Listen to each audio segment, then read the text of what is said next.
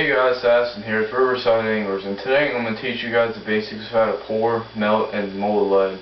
Now first I want to start with the video saying that this video is primarily meant for people that have a melting pot that can melt lead and pour lead at the same time. And this is basically what I'm talking about.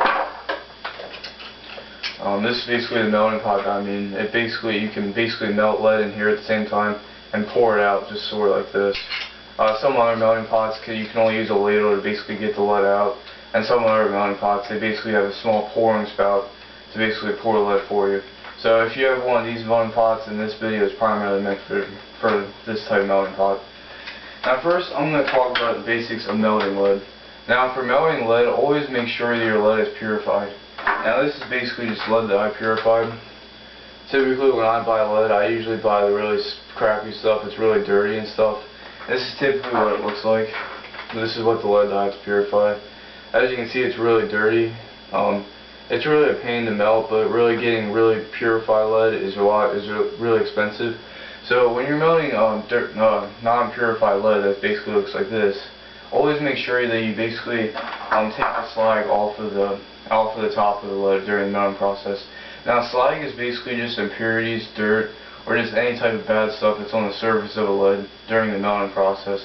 So typically when lead will start to melt, it'll typically have a thin film or just like a sort of surface on a lead. And basically this stuff is just basically slag that you do not want in your lure. Now to scrape off the slag on the surface of a lead, you could use basically anything.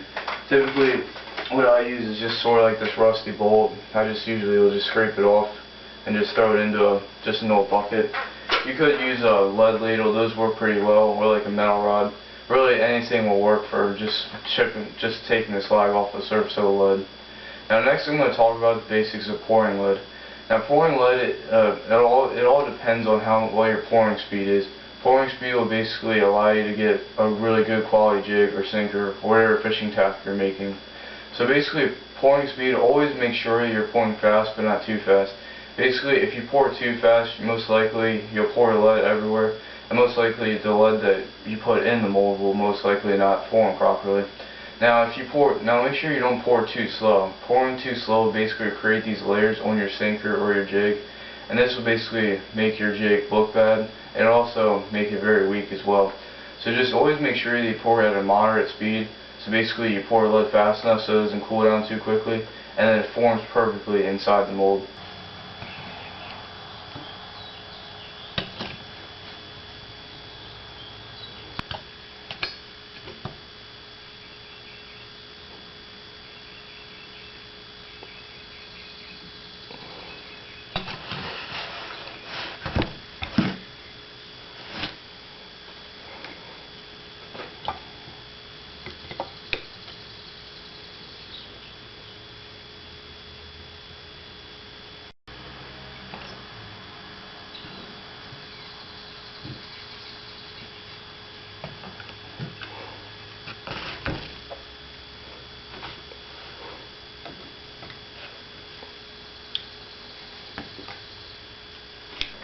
Now next I'm going to talk about the basics of molding lead.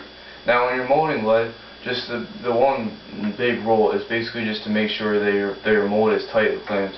Basically this rule mainly applies for if you're making jigs or just any type of lead tackle that needs a hook in the groove. Basically when you put a hook in the groove of the mold, sometimes if the hook's too big it might create a gap when you close the mold, and so basically that gap will allow hot lead to basically fall out to the bottom of your mold.